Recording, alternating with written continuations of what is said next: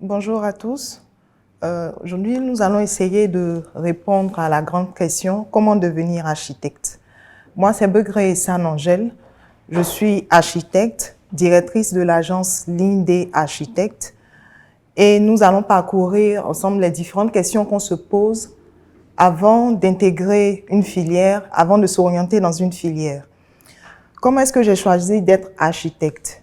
Déjà, depuis le collège et le lycée, j'étais passionnée et attirée par tout ce qui était art, expression graphique, mais en même temps, j'aimais beaucoup les mathématiques et les sciences. Donc, pour moi, c'était inéluctable d'intégrer une filière qui combinait aussi bien l'art que la technique et les sciences. Et c'était une évidence, j'ai choisi l'architecture. Déjà, c'est quoi un architecte? Un architecte, c'est un concepteur des espaces de vie. Il joue le rôle de conseiller, mais en même temps, il est le chef d'orchestre dans tout ce qui concerne l'acte de bâtir. Quand je parle de l'acte de bâtir, donc le travail de l'architecte part depuis la conception des espaces de vie,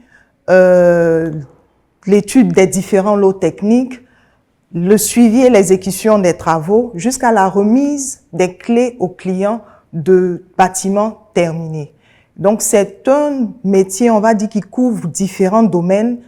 On n'est pas seulement en train de dessiner des plans, mais on regarde également ce qui concerne l'économie du bâtiment, les matériaux qui seront intégrés, comment est-ce que les clients vont se sentir dans les différents espaces, les émotions qu'on voudrait leur transmettre.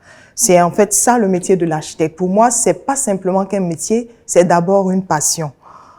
Comment est-ce que je suis devenue architecte? Après le bac, j'ai passé un concours pour moi, pour l'école africaine des métiers de l'architecture de l'urbanisme qui est au Togo. Parce qu'à l'époque, il n'y avait pas d'école d'architecture en Côte d'Ivoire. Mais aujourd'hui, on a une école d'architecture en Côte d'Ivoire, l'école d'architecture d'Abidjan, qui a été créée par l'Ordre des architectes de Côte d'Ivoire et qui vous permet d'intégrer, vous pouvez intégrer cette école en passant un test d'entrée.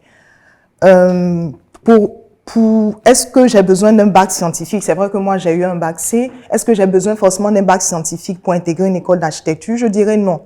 Pour intégrer une école d'architecture, il vous suffit simplement d'avoir le bac. Un bac A, un bac D, un bac C, parce qu'aujourd'hui, en école d'architecture, toutes les filières sont intégrées. Contrairement aux idées reçues, comme je le disais, ce n'est pas une filière qui est réservée simplement aux séries scientifiques. Les bacheliers les plus créatifs, les plus ouverts, les plus curieux et ceux qui sont effectivement affamés d'architecture sont les bienvenus. Dans quelle matière est-ce qu'il faut être fort pour intégrer une école d'architecture? Il faut être fort dans toutes les matières. Les matières qui sont enseignées en école d'architecture sont variées. On enseigne les mathématiques, la physique, l'histoire de l'art, l'histoire de l'architecture, la sociologie, l'anglais. Du coup, vous voyez qu'on a une panoplie de filières, de matières qui sont enseignées. Donc, le conseil que je pourrais donner, c'est qu'il faut être fort dans toutes les matières, il faut avoir de bonnes notes dans toutes les matières qui vous sont enseignées en terminale. Les plus fortes seront vos notes en terminale, meilleure sera votre moyenne, plus grandes seront vos chances d'intégrer une école d'architecture. Quelles sont les possibilités d'évolution, les possibilités de spécialisation? Moi, je suis architecte indépendante, ça veut dire que j'ai mon cabinet d'architecture, mais vous pouvez être architecte salarié, intégrer un cabinet d'architecture, entrer dans ce cabinet-là en tant qu'architecte chef projet, puis ensuite passer architecte chef d'agence. Vous pouvez également vous spécialiser en patrimoine architectural, en gestion de maîtrise d'ouvrage délégué. Vous pouvez vous spécialiser en architecture navale, que ce soit en architecture également spécialisé en développement durable, ou être un architecte programmiste. Donc, les horizons sont divers et très larges. Quel conseil je pourrais donner à quelqu'un qui veut s'orienter en architecture? Moi, le premier conseil, c'est être curieux. Parce qu'on est curieux, en fait, de tout. Tout nous inspire, que ce soit la nature, que ce soit les hommes même, leurs besoins, tout nous inspire. Il faut être curieux. Ensuite, il faut être passionné par ce qu'on fait. Si vous intégrez une filière que vous n'êtes pas passionné, il vous sera difficile, en fait, de pouvoir surmonter les obstacles qui se présenteront à vous. Et bien sûr, pour surmonter ces obstacles-là, enfin, je dirais qu'il faut avoir beaucoup de courage. Donc, être curieux, passionné et avoir du courage. Et ce conseil-là est valable en fait pour toutes les filières qu'on voudrait embraser. Donc c'est un peu comment est-ce que je pouvais vous présenter le métier de d'architecte. Je vous remercie.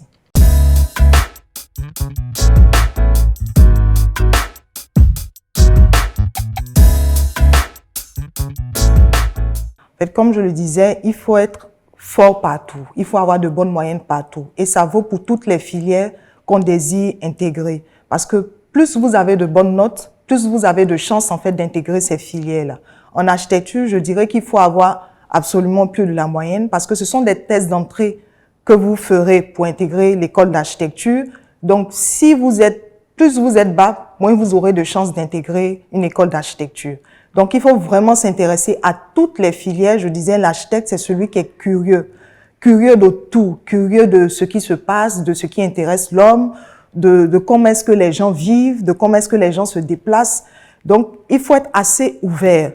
Et si je vous dis d'être ouvert, bien sûr, il ne faudrait pas négliger le français, l'anglais, les sciences physiques, les sciences naturelles. Tout ça, aujourd'hui, me sert dans mon métier d'architecte. Parce que je peux être appelé à concevoir un hôpital, je peux être appelé à concevoir une école, je peux être appelé à concevoir une maison de retraite ou une maison pour des enfants qui ont des difficultés de langage.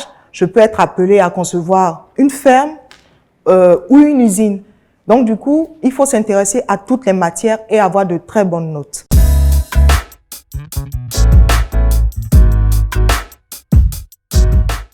Je dirais oui ou non. C'est vrai, il faut pouvoir très bien s'exprimer de façon graphique, mais même si vous ne savez pas le faire, je dis que tout s'apprend. En école d'architecture, on développe en fait votre sensibilité à tout ce qui est artistique, on développe votre sensibilité au dessin, on vous donne des techniques de dessin. Donc, même si vous ne savez pas dessiner, on vous apprendra à dessiner parce qu'il n'y a pas que le dessin en architecture. Il y a également l'économie, la comptabilité. Aujourd'hui, je gère une agence d'architecture. Je suis appelée à gérer la comptabilité de cette agence. Le personnel, je fais de la ressource humaine. En même temps, je m'occupe du social également par rapport aux employés de cette agence d'architecture. Du coup, il n'y a pas que le dessin, mais c'est un atout, c'est un plus. Et aujourd'hui, avec tout ce qu'on a comme Internet, si vous ne savez pas dessiner, vous pouvez facilement apprendre à dessiner. Donc, ce n'est pas un frein pour moi, mais comme je le disais en conseil, il faut être curieux, il faut être passionné et il faut avoir du courage. D'ailleurs, c'est avec ce dernier conseil que je vous invite à tous télécharger l'application du salon de l'orientation parce que cette année, le salon se tiendra en ligne de façon virtuelle. Vous pouvez aller sur l'App Store, sur Google Play, télécharger l'application sur votre téléphone portable et à partir du 17 et du 20, ça concerne tous les bacheliers, les élèves en terminale, les élèves de la première, de la seconde, de la troisième, parce que pour s'orienter, c'est dès le collège qu'on commence à réfléchir à sa carrière professionnelle. J'invite également tous les parents à télécharger l'application afin de pouvoir aider à l'orientation de leurs enfants. Sur ce, je vous remercie et bon salon de l'orientation 2020.